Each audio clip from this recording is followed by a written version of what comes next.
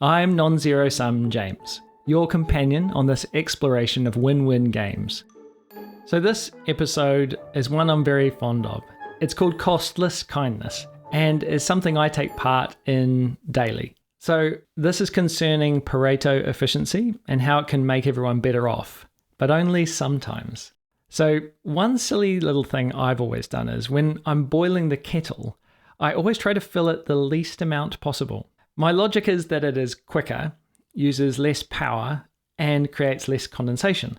There is nothing I could do that would make it any more efficient. Now, little did I know, I have been being Pareto efficient. So what is Pareto efficiency? Well, first it's named after the Italian economist Vilfredo Pareto, who's famous for his Pareto principle, or the 80-20 rule as people understand it. But this is different.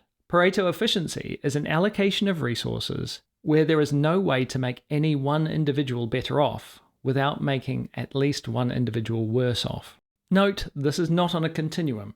A situation cannot be more or less Pareto efficient. A situation is either Pareto efficient or it is not.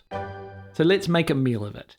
If you and I cooperate in making a meal, allocating our time and effort, and we are able to execute the meal more effectively together, we might have found Pareto efficiency. But what if, as well as cooperating, we find a division of labour that capitalizes on our unique skills? Perhaps you craft a colossally decadent lasagna, while I make a life-affirming mint slice. Working on our respective specialities, we can not only create a great deal of calories, but we can make them the most delicious.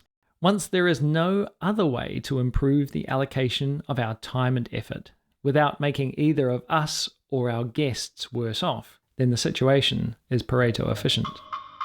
There are also mutual benefits in the digital world. As a web developer of sorts, I've noticed the practice of embedding content from one site into another is Pareto efficient. The website embedding the content enriches its user experience, while the original content creator gets additional visibility and potentially more traffic themselves. But Pareto efficiency is not just a trivial personal convenience. It plays out on the world stage with grand implications. So some high-stakes examples of Pareto efficiency. There are trade agreements. Nations are able to trade for goods that they have in surplus in order to gain goods that they don't have. This achieves mutual benefits. We have vaccination and herd immunity, where protecting the health of the individuals also benefits the health of the collective because fewer people become vectors for disease spread. And then we have environmental policies, where often encouraging an alternative energy source can lead to not only a healthier environment, but new innovation and business opportunities. Pareto efficiency is a useful tool in various fields for analysing the interdependent nature of a situation to achieve an optimal outcome. But how is this different from Nash equilibrium? Pareto efficiency is about the overall allocation of resources. Nash equilibrium, where no rational agent can make their own position better by deviating from their current strategy, sounds similar, but it is about the interaction of self-interested rational agents in competition. You could say Nash equilibrium is ground up, where Pareto efficiency is top down. So these two ways of evaluating a game are contrasted in the classic game theory scenario, the prisoner's dilemma, where the Nash equilibrium is mutual defection, but the Pareto efficient solution is mutual cooperation. We'll be exploring this problematic game theory poster child in a later episode. Another way to look at the difference between Nash equilibrium and Pareto efficiency is that Nash equilibrium is about not being able to change your strategy without negatively affecting yourself, whereas Pareto efficiency is about not being able to change your strategy without negatively affecting anyone. Now, how is this different from a positive sum game?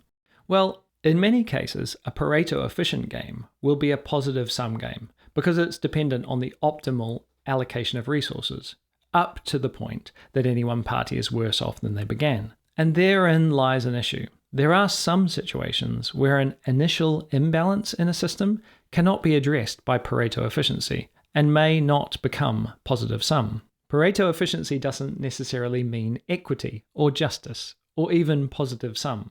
For example, if one person has all the resources and everyone else has none, it is still considered Pareto efficient because taking away from the rich person to give to someone else would make the rich person worse off. Come to think of it, I'm wondering if a change that could perpetually make the rich person even richer, without any change to those with nothing, could also be called Pareto efficient. I'm interested in what you think about this. In some cases, Pareto efficiency could be seen as a principle that simply maintains the status quo. So it's important to acknowledge that Pareto efficiency is not a solution to the world's problems. It's simply a first question to ask. Can we make this situation better for everyone without it costing anyone something? And this is sometimes the only politically available question. However, finding Pareto efficient arrangements for more and more situations has an accumulative positive sum result. So by making these small optimized choices, we contribute to a collective good that benefits everyone in the long run. Of course, it's important when employing this in your own life not to focus only on easy, costless wins at the expense of sacrifices that might make even greater achievements possible. This is something I have to watch out for. I have to remember sometimes sacrifices are worth it. Pareto efficiency is more than just an economic theory.